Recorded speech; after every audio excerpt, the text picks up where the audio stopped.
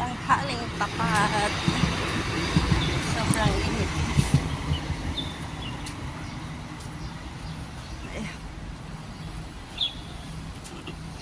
Galing na naman ako naghatid sa alaga ko. Pauwi ng bahay, pakainin yung isa kong alaga at ihatid na naman sa kanyang swimming lesson. Ito ang buhay ng kunyang.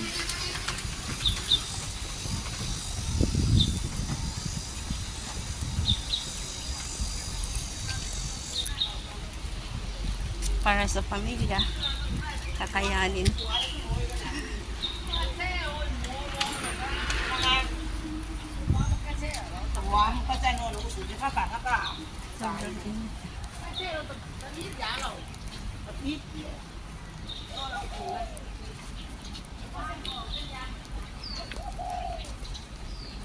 Hindi pwede ang mabagal na lakad dito. Kailangan mabilisan. Time is gold. Kaya nga.